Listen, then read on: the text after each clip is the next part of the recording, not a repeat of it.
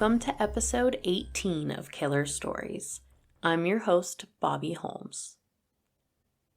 October is the best, isn't it? I love sweater weather.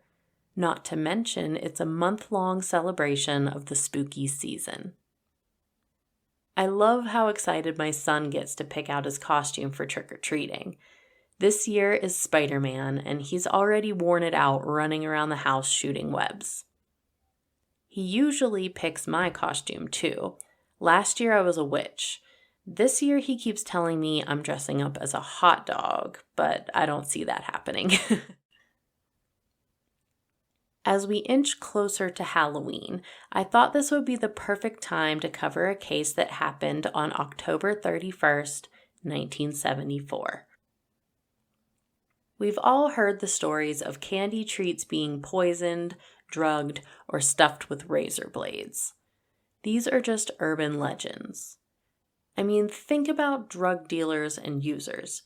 No one is wasting that stuff to randomly drug children for shits and giggles. There has never been any evidence of strangers handing out these types of treats to kids on Halloween. Don't get me wrong, I still dump out my son's bag of candy and look through it for anything suspicious. I throw out the homemade treats and pocket a few Reese's cups. I can probably only get away with that for a couple more years. Have you heard of the man who killed Halloween? He's also dubbed the Candy Man. Well, I'm here to fill you in. Trigger warning. Today's episode involves homicides of children, which is always a tough thing for me to talk about. Ronald O'Bryan was a seemingly normal man living in Deer Park, Texas, which is near Houston, with his wife, Daneen. They had 2 children together, Timothy and Elizabeth. Ronald worked as an optician, which is someone who fits you for eyeglasses, not to be confused with an optometrist who is an actual doctor. He also served as a deacon at the local Baptist church. But as I've proved in the previous episodes, just because you go to church on Sundays or even have a leadership role there, that does not make you a good person, not by a long shot. In fact, I think sometimes that's part of their cover. Like, if the community sees me as a man of God, there's no way they will think I'm capable of murder. Ronald switched jobs over 20 times in a 10-year span. In late 1974, his position at Texas State Optical was in jeopardy. He was being accused of theft, which I'm sure was accurate. Perhaps because he was having some major money troubles. Ronald was over $100,000 in debt, and that's in 1974. In today's money, that's more like $527,000. On top of that, their family home was just foreclosed on and his car was about to be repossessed. I'm sure Ronald was freaking out. It can't be a good feeling to be so financially out of control. But what he does is unthinkable. In a lot of the cases I cover, the motive for murder has to do with money, trying to solve money problems or schemes to make new money. Unfortunately, that is exactly what Ronald decides to do. Rewind to January of 1974.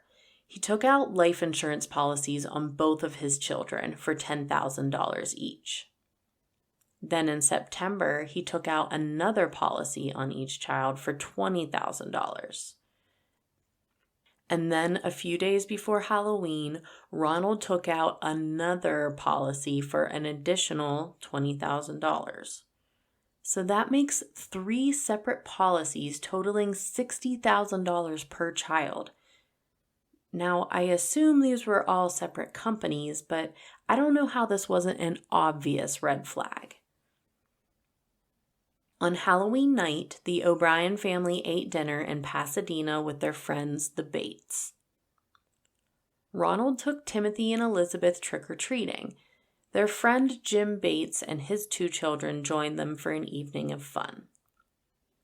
The 4 kids ran from house to house collecting treats. They approached a house with the porch light off. They rang the bell anyways, expecting to be greeted with a happy Halloween, but no one answered the door. After waiting a few moments, the kiddos moved on to the next house, but Ronald lingered behind. When he caught up to them, he said that a man finally came to the door and gave him candy for the kids. He had 5 giant pixie sticks in his hands. He handed one to each of the 4 children that were in the group trick-or-treating. Ronald said they were so lucky because the rich people had good, expensive treats. I remember these from my childhood. They were in these big plastic tubes with colored stripes. They were like 21 inches long, filled with solid sugar. So, of course, the kids were really excited for their giant sugary treat. That night, it was drizzling a little bit, and they only hit about 2 streets worth of houses before they decided to call it a night and head back home.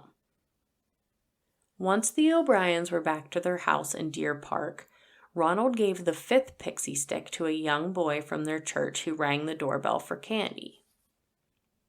Timothy and Elizabeth washed off their Halloween makeup, and their parents told them they could pick out one treat before going to bed. 8-year-old Timothy went straight for the biggest treat in his bag, the giant pixie stick. He had trouble opening it and asked his dad for help. Once opened, Timothy tilted the stick and dumped a fair amount of the powdery substance into his mouth. He told his dad it didn't taste right. It was bitter. So Ronald handed him a glass of Kool-Aid to help hide the taste. Within minutes, Timothy was calling for his dad. He told him his stomach hurt really bad. Then he ran into the bathroom where he began vomiting and convulsing. Ronald later reported that after Timothy started convulsing, he held him in his arms and he went limp. The O'Bryans called an ambulance, but poor little Timothy was dead within an hour. Word spread about the young boy dying after eating his Halloween candy, and parents everywhere were gathering their children's candy stash and turning it in to the police in fear that they were contaminated with poison. The investigators knew it was a pixie stick that Timothy ate that night. The other children who were given the giant sugary tubes were saved by pure luck. They all struggled to open the candy and gave up. One set of parents knew their child had a giant pixie stick and couldn't find it searching through his trick-or-treat bag. They frantically sprinted upstairs to find their son sleeping holding the giant pixie stick. When questioned by investigators, Ronald said that he couldn't remember where he got the candy from. But since they only hit 2 streets trick-or-treating, police were able to talk with everyone handing out candy that night, and no one had pixie sticks. Finally, Ronald said he was given the pixie sticks by a man who was late answering the door at the dark house. He reported that the man didn't show his face and only stuck his hairy arm out the door and handed him 5 pixie sticks. Can this sound any more suspicious? Why would Ronald hang back by himself just hoping someone would come to the door? Why would a man open the door and give a grown man without a costume candy? Poisoned candy. And finally, why would you take candy from a creepy hairy arm without a face? The house Ronald claimed to have gotten the pixie sticks from belonged to a man named Courtney Melvin. But Courtney had an alibi. He was an air traffic controller and was vouched for by many coworkers that he was there until 11 p.m., which was way later than the time they were trick-or-treating. An autopsy of Timothy O'Bryan showed that the pixie stick contained enough potassium cyanide to kill 3 grown men. The other 4 pixie sticks were collected by police and tested. All of them contained cyanide. Someone had opened the pixie stick, poured out a portion of the flavored sugar, and replaced it with potassium cyanide. The top was then resealed with a staple. The staple was the only saving grace for these other children. If the pixie stick wasn't so difficult to open, I think we would have had more deaths. After speaking with the homes that were handing out candy that night and ruling out Courtney Melvin as a suspect, the police zoned in on Ronald O'Bryan. They launched an investigation and discovered the extent of his financial debt. That prompted them to dig deeper, finding the 3 life insurance policies taken out on his children, which is super suspicious. The morning after Timothy died, the first thing Ronald did was call the insurance companies about collecting on Timothy's life insurance policies. That is not something a normal grieving parent does. He couldn't have been dead more than 12 hours. Ronald's wife said she had no idea that these policies were taken out on their children. Usually, those are the types of decisions made by both parents. Police discover that just days before Halloween, Ronald drove to a chemical supply store in Houston. He spoke with an employee about purchasing potassium cyanide, but when he found out they only sold it in 5-pound bulk packaging, he left.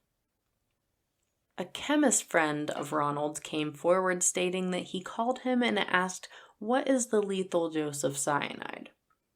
This story has so many red flags. His friend asked why he wanted to know this, and Ronald said he was just curious. "Yeah, I've always wondered just how much cyanide it takes to kill someone." Come on. That's only a fact that someone planning a murder needs to know. But Ronald put more than enough cyanide in each pixie stick. At this point, police believe they have their man, but Ronald O'Bryan insisted he was innocent. If the plan was to kill your children and collect their life insurance money, why lace 5 pixie sticks? Why kill other innocent children, including the children of your friends? Apparently, Ronald did this to take the suspicion off of him. If other kids died from the candy too, then it was definitely due to some maniac handing out poisoned candy. So you're deep in debt. File for bankruptcy. I cannot fathom that your way out involves killing your own flesh and blood. Or other innocent children. Ronald O'Bryan was a selfish, heartless sociopath. November 5th, 1974. Ronald was arrested for the murder of his son, Timothy. He was charged with 1 count of capital murder and 4 counts of attempted murder. At his trial, Ronald had many friends and family that testified against him. His chemist friend spoke up about his curious phone call questioning the lethal dose of cyanide. His co-workers testified, saying in the months preceding Timothy's murder that Ronald brought up cyanide in conversation multiple times. Such a weird thing to talk about at work, especially when it's in relation to how much it takes to kill a person. That's pretty awkward water cooler conversation. His brother and sister-in-law testified that at Timothy's funeral, Ronald was talking about what he was going to do with the life insurance money. And it did not involve getting himself out of debt. He said he was going to use it to take a vacation. Sorry, Ronald, but that ain't happening. It took the jury a whopping 46 minutes to find Ronald O'Bryan guilty of 1 count of capital murder and 4 counts of attempted murder. The best part was his sentencing. The state of Texas wasn't letting this asshole off easy. He got the death penalty. While awaiting his execution, it's no surprise that Ronald did not make any friends in prison. What do you expect when you kill children? In fact, the other death row inmates swarmed together to show their hatred for him on the day of his execution, like a celebration. For whatever reason, the judge postponed Ronald's execution date 3 times. He was going to be the first man killed by lethal injection in the state of Texas. Ronald's attorney petitioned for the date to be postponed a 4th time. He claimed lethal injection was cruel and unusual punishment. Compared to what? The electric chair? Please.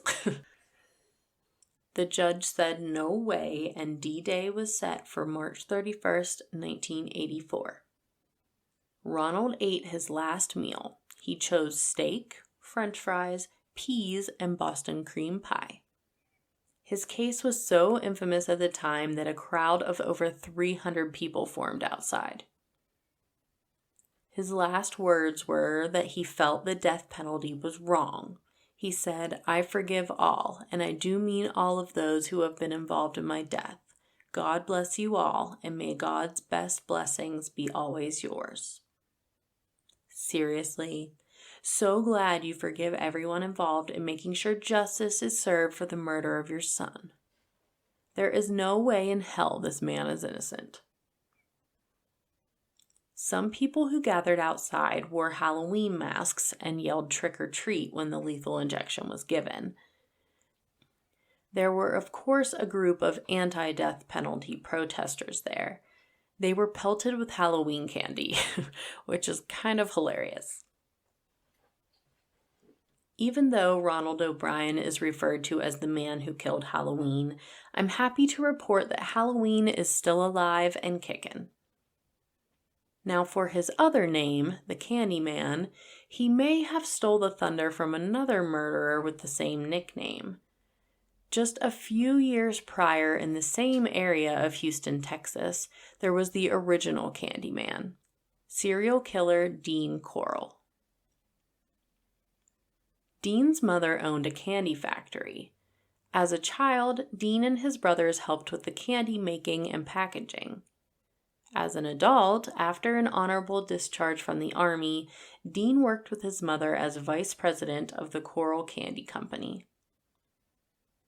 A young boy working at the factory came forward to Ms. Corll that Dean made sexual advances towards him. Her way of solving the issue was to ignore what happened and fire the boy. In 1965, the candy company relocated across the street from an elementary school. Dean would give free candy to the children, especially teenage boys. That is how he got the name, the Candyman. Dean became very close with a 12-year-old boy named David Brooks. David thought of Dean like a father figure. His parents were divorced and he was lacking that type of relationship in his life. However, before too long, Dean persisted in turning their relationship into a sexual one. He would give David presents or money to allow Dean to perform oral sex on him. David's mother moved to Beaumont, which was about 85 miles away. He split time between Beaumont with his mom and Houston, where his father lived. When he was in Houston, he continued to frequent Dean's apartment. This relationship went on into David's late teens. In September of 1970, Jeffrey Konen was hitchhiking from the University of Texas to his parents' house in Houston. The first leg of his trip went fine, and he was dropped off in the uptown area of Houston. Jeffrey was approached by Dean offering him a ride to his parents' house. Jeffrey jumped in his van, but instead of taking him to his parents' house, Dean took him back to his apartment instead. Dean sexually assaulted and tortured the 18-year-old.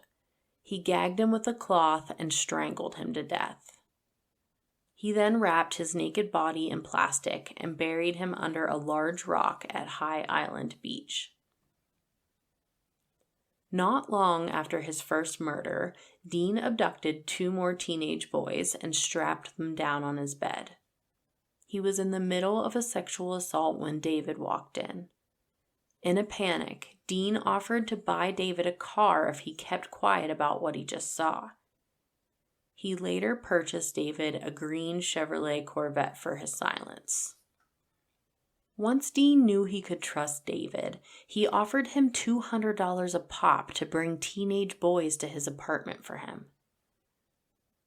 In December of 1970, David met 2 boys at a Christian rally in Houston Heights. Their names were James Glass and Danny Yates. He lured them to Dean's apartment. Dean had a large wooden board he used to tie the boys flat on their backs.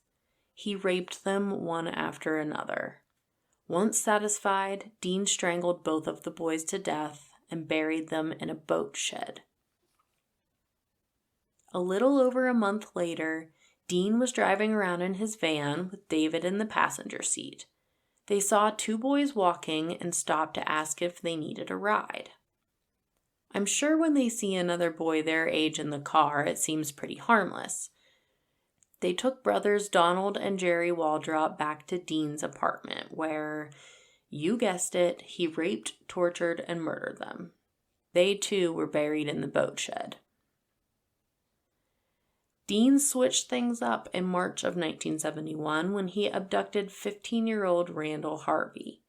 After he finished with his torture and rape, instead of his usual strangulation, he shot him in the head. 2 months later, 13-year-old David Hilligiest and 16-year-old Gregory Winkle were abducted together and both unfortunately became victims of Dean Corll.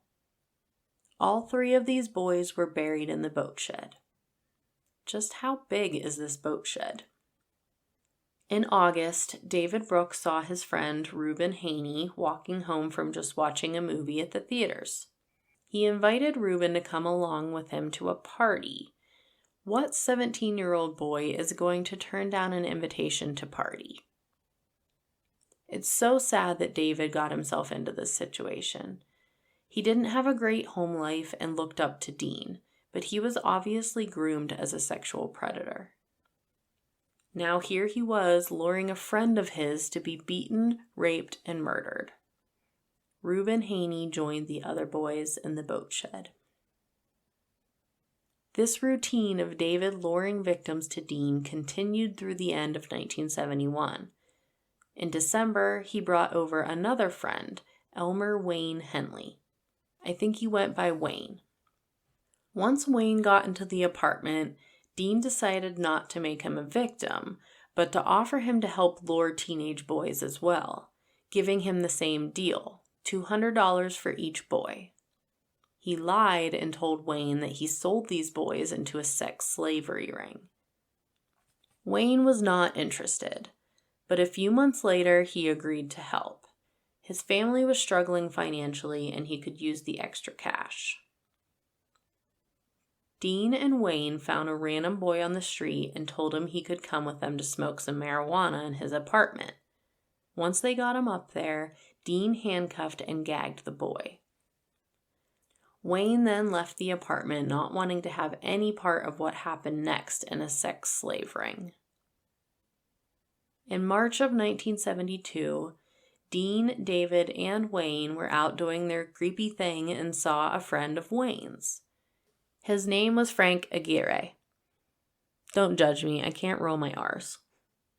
They invited him to come have a few beers and smoke some weed with them. Once in the apartment, Dean attacked Frank. Wayne said he didn't realize that was the plan here. He thought he was really just inviting a friend to hang out and drink. He begged Dean not to hurt his friend. Dean told Wayne the truth, that he actually had raped and killed the last boy he brought him and there was no slave ring. After Dean did his thing, both boys helped Dean bury Frank at High Island Beach. Something must have snapped inside Wayne. After the death of his friend, he became an active participant in the torture of the victims. They lured another boy who was friends with both Wayne and David to Dean's apartment. When it came time to kill him, Wayne pointed the gun at him. His friend begged him to stop, and he didn't hesitate. He shot him in the head. The next victim, 19-year-old Billy Ridinger, was tied to the wooden board, sexually assaulted and tortured. Somehow, David convinced Dean to let him go. Billy didn't tell his parents or the police about his assault. Soon after the release of Billy, Dean hit David over the head, knocking him unconscious. He woke up tied down to the torture board. Dean raped him over and over. Even after this, David still stood by his side, assisting Dean in luring young boys and disposing of their bodies. I feel bad for skipping over names of the victims here because they are the ones that deserve to be recognized, not Dean Corll. I'm going to list them all in the show notes. The killings continued through 1973 with the assistance of David and Wayne. More bodies piled up in the boat shed, High Island Beach, and a new place, Lake Sam Rayburn. In July of 1973, David married his girlfriend once she became pregnant. After that, he kept his distance from Dean and Wayne. August 8th, 1973. Wayne is now 17 years old. He invites a friend, 19-year-old Timothy Curley, to a party at Dean's house. At the time, Dean wasn't home, so the boys partied it up by drinking beer and huffing paint. Around midnight, they got the munchies and left to go get some food. Since Dean wasn't home, they ended up driving back to Wayne's house. When the boys got out of the car, Wayne saw his neighbor, 15-year-old Rhonda Williams, was outside of her house. She had just endured physical abuse from her alcoholic father. Wayne felt bad for her and invited her along to Dean's house to continue the party. When they arrived around 3 a.m., Dean was pissed that Wayne would be so stupid as to bring a girl to his house. I mean, he should know by now he likes little boys, and how was he supposed to do his thing with a witness? Dean took a deep breath and offered the kids alcohol. All three of them passed out shortly after, so I'm sure he drugged them. Wayne woke up to find that his mouth was taped shut. His ankles were tied together, and his hands were cuffed behind his back. The other two teens were lying beside him on the floor in the same situation. The only difference was that Timothy was naked. Dean walked over and took the tape off of Wayne's mouth. They argued about what the hell he was doing. Dean told Wayne he, quote, ruined everything by bringing the girl and was going to kill them all. Dean picked Wayne up and laid him down in the kitchen, where he pointed a gun at him. Wayne pleaded with Dean and promised to help with the torture and the murder if he let him go. He eventually agreed. Timothy and Rhonda were both tied down to the torture board, one on each side. The plan was for Dean to rape Timothy while Wayne tortured Rhonda. Both of them were waking up to the terrifying realization that they were tied up. Rhonda was thoroughly confused as she woke to see her neighbor straddling her with a knife. She yelled, "Is this for real?" I think Wayne finally realized how crazy this all was. He grabbed the .22 pistol and pointed it at Dean. He shouted, quote, "You've gone far enough, Dean. I can't go on any longer. I can't have you kill all of my friends." Dean stood up and taunted him. "Go ahead, kill me, Wayne. You won't do it." But he did. He pulled the trigger. He landed a shot in his head, but Dean kept walking towards him. Wayne fired 4 more times, hitting him in the shoulder and then again in his back as he tried to turn away. Once Dean hit the floor, Wayne untied his friends. He told them they should just leave, but Timothy insisted they should stay put and call the police. Wayne called the local police and told them everything, stating, quote, "I don't care who knows about it. I have to get it off my chest." Wayne helped lead police to the bodies of 28 murdered boys. He also gave a statement of David Brooks' involvement in the abductions. David was also not trying to hide anything from police. He gave a full confession. What's crazy is that this went unrecognized as an active serial killer at the time. The Houston Police Department just marked all of the missing boys as runaways, even though they all were missing from the same area of Houston Heights. 28 boys. They are now referred to as the Houston mass murders. These murders happened over the course of 3 years, and the bodies of these boys were found in different stages of decomposition. But in most cases, there was evidence of the sexual torture they endured. Some were found with their genitals chewed on or cut off and placed inside of a Ziploc bag. A few were buried with items inside of their rectum. And this seriously hurts my crotch to say it out loud. Some boys had glass rods shoved inside of their urethra and then smashed. The torture these young boys endured was just terrible. Both David Brooks and Wayne Henley were in their teens during the time of these crimes. But with the severity of the crimes and so many victims, they were charged as adults. Wayne Henley admitted to personally killing 9 of the boys. While they may not have been the ones to physically murder all of these victims, both Wayne and David received life in prison for their involvement. Wayne is currently still serving his life sentence in Anderson County, Texas. David Brooks passed away May 28, 2020. His death was related to complications from COVID-19. I had heard the story about the man who poisoned his own son with Halloween candy, but I was shocked that I had never heard of the child rapist and serial killer Dean Corll. I'm not gonna lie, that one got to me. I've got 2 more episodes before Halloween, so if you guys have any story suggestions, I'd love to hear them. Email me at killerstoriespodcast@gmail.com. If you're enjoying Killer Stories and listen on Apple Podcasts, please take a moment right now to leave me a 5-star review. It actually helps tremendously with the growth of my podcast. Be sure to follow me on Facebook, Instagram, and TikTok at Killer Stories Podcast, and on Twitter at Killer Stories PC. I hope you enjoyed hearing about the Candymen. Until next time, this has been a Killer Story.